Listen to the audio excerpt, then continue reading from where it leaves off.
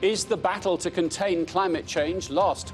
The Paris Agreement was hailed as a great success. Finally, a global approach to global warming. But is that about to fall apart? I'm Martin Stanford. This is Insight.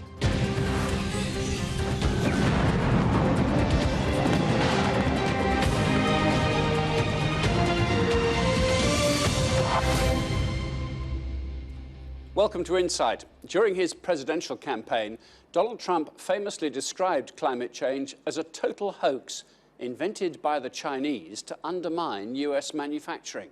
Moreover, the president-elect has repeatedly said he wants to cancel the Paris Agreement on climate change and to repeal America's Clean Power Plan. What does this mean for us and the rest of the world? Insight's Dana Lewis explains. Alarming wave after wave of environmental change. The winds are howling 50, 60 miles per hour. Sweeping planet Earth, increasing in intensity and frequency, say a vast majority of scientists. Denying climate change, say experts and nation states, is a mirage. It's like saying there's no link between smoking and lung cancer. 2016 is the hottest year on record since the 19th century, 1.2 degrees Celsius above pre-industrial records. The dangerous temperature trend is shown in this NASA graphic.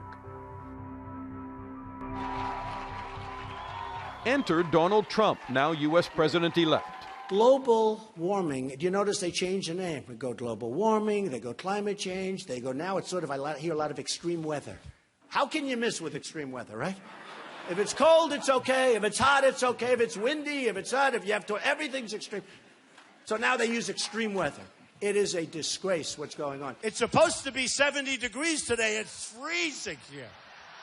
Speaking of global warming, we need some global warming. It's freezing. In his past tweets, Trump has called global warming a hoax and used strong language to say it's a concept created by the Chinese to make U.S. manufacturing non-competitive. Trump has suggested he would cancel the Paris Climate Change Agreement, which would seek to limit global warming to within 2 degrees of pre-industrial levels. Republicans support him because they see countering climate change as too costly. I mean, industry is moving as fast as technology will permit. The real question is, do we shut down industry in America and move it to China to comply with the accord? And I think that's a bad idea. My feeling is these rules have to apply uniformly, not in terms of caps, but in terms of industry standards of behavior, and that the Chinese industries have to be held to the same standards of behavior as the United States. My greatest worry about Trump is that he will do what he said he's going to do. And he obviously can't cancel the Paris Agreement, but he could withdraw from the Paris Agreement. The good news is that all of the other countries in the world have said they're going to go ahead anyway. Trump has campaigned on weakening environmental laws, restricting America's fossil fuel sector, in particular, promising to reignite the coal industry. And he will deal with the scientific evidence of climate change from NASA by canceling $2 billion in funding to NASA's Earth Sciences Division. Cutting NASA's research programs would be a stupid thing to do, and it's a purely ideological kind of position. Without the science, we can't make the right decisions. Environmental decisions have to be based on the best science.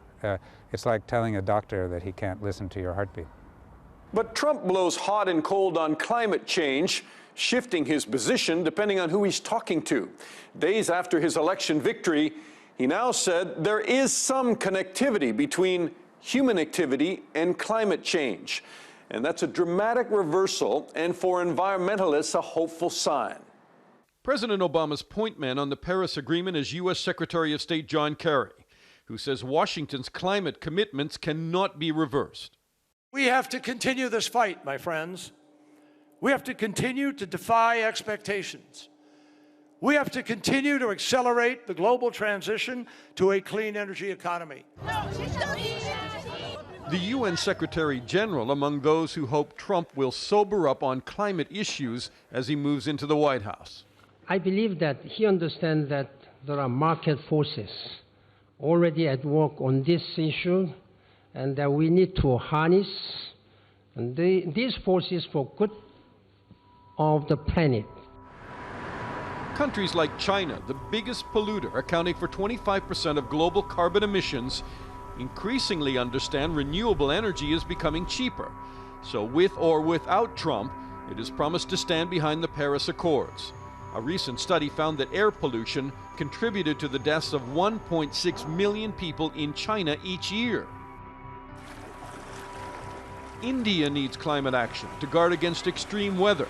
It spends a fortune in the wake of storms and floods.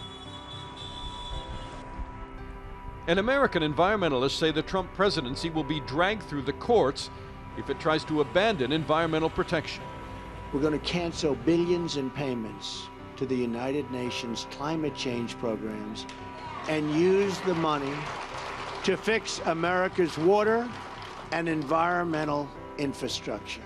We're paying billions and billions and billions of dollars. We're going to fix our own environment.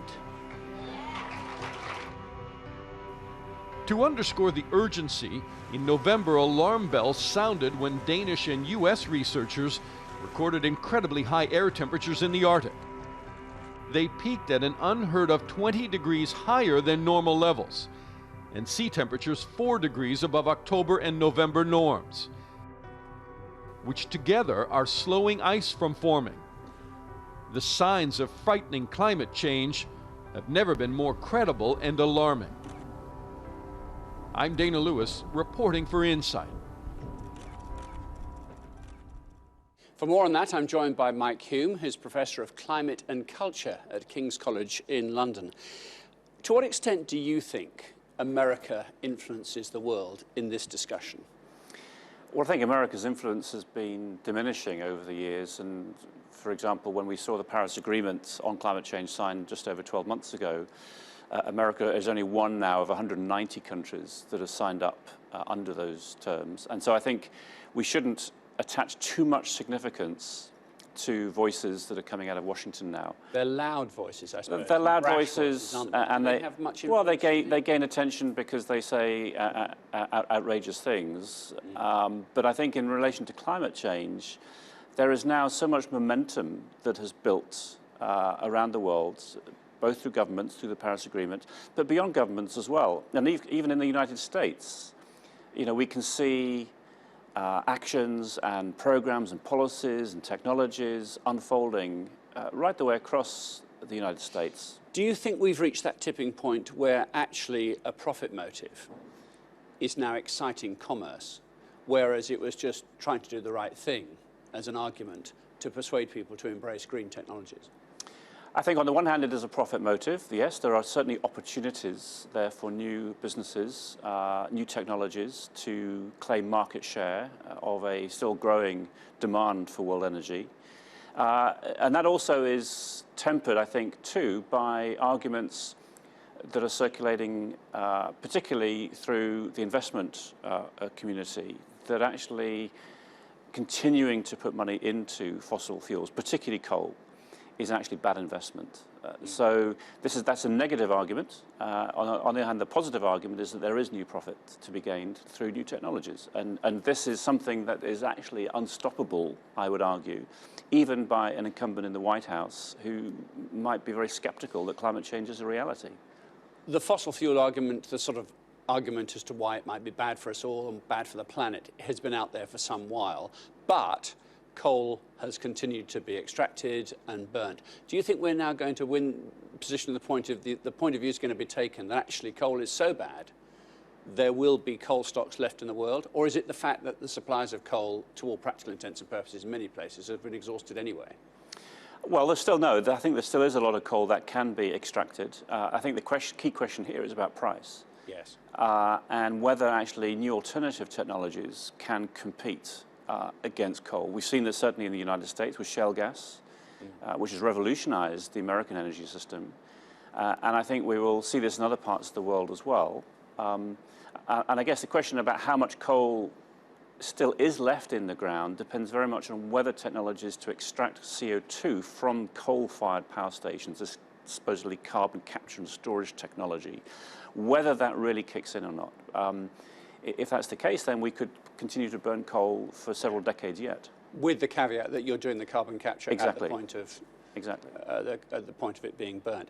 All the new technologies, if you want to be negative about it, have got their detractors, haven't they? The shale gas argument is being played out in the United Kingdom. No doubt it's being played in other parts of the world as well. As you say, the Americans have raced ahead with that. Wind power works for some people in windy parts of the world, but then it's got detractors because it's noisy and they're ugly. Wave power seems to be experimental, and all the schemes cost a vast amount of money and don't actually produce much energy. Do you understand the sort of frustrations, I suppose, or the difficulties? There's a mountain to climb for these technologies to become easily embraceable, isn't it? Yeah, and I don't think the world's energy future lies in any one of those technologies. It's clearly going to be a mixed economy. Yeah. You know, wind is only ever going to take around 5% of the global share of energy, simply because of its intermittency and its failure to provide long-term secure backup. I mean, there are new technologies that are emerging that could partly address those questions, like concentrated solar, and of course hydrogen in relation to vehicle energy and electricity.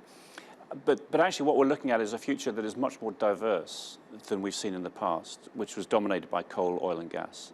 The future energy portfolio is going to be a much more mixed economy, of which there will still be a share from oil and gas in particular. The big question is just how much coal we continue to burn. Which of the new technologies you personally most excited about? Which one has the most potential, do you think, to be really significant in its contribution? You're trying to pick winners here. I mean, I think... I am, yes. I mean, I think concentrated solar power, these mega-scale solar power stations, particularly in high solar regions. You know, we've seen some of these in Australia, in Spain, in North Africa, in California. You know, these have potential for, you know, gigawatts of energy generation on a reasonably reliable basis. More than enough for the locality? So there's export opportunities, isn't there? Export opportunities if you can find efficient ways of doing that. And of course, it also opens up the problems of transboundary politics. You know, getting energy out of one country into another without the threat of political destabilization. And we've seen some of the difficulties of that around gas coming out of Russia, for example. So there are always going to be political surprises and challenges, quite apart from the technical challenges of extracting energy securely from the sun. What has to happen on the global political discussion now? You've got the Paris Agreement, as you mentioned, I think it's 190 odd, 193 maybe have actually ratified, put it in, it was rubber stamped. There's a tipping point came, I think, in November this month, didn't it? It's now going to be adopted. But presumably the lobby cannot now rest on its laurels. What would you argue is the next thing? What's the natural successor to the Paris Agreement? Well, I don't place too much store by these international agreements. You know, they form an important ceremonial function and they send certain political signals. Mm-hmm. But the real action, the real change in the world doesn't come about through these types of performances. The real action comes about through investment flows, through new innovation technologies, through particular changes in cultural practices and habits in terms of consumption and consumers. And that is something that governments cannot control. Mm. So I think, you know, what comes after the Paris Agreement, I think, will be a growing range and diversity of initiatives and actions and multi-sectors in different regions of the world, which may or may not add up to the paper targets of the Paris Agreement. But that is the nature of the world we live in. It isn't a world that can be micromanaged centrally through these types of... And is that thinking why you've called your chair at your university the climate and culture? You link the two, do you? Yeah, I do, explicitly, because it seems to me that this isn't an issue simply about climate and trying to control climate.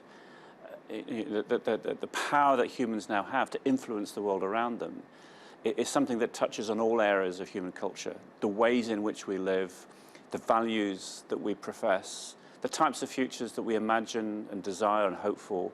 These are things that come out of our cultural imagination just as much, if not more, than what comes out of a science or a technology laboratory. Professor Mike Hulme, thanks very much for being with us today. Thank you. This is Insight. Coming up, still on the subject of climate change, we take a look at the melting ice caps in the Arctic.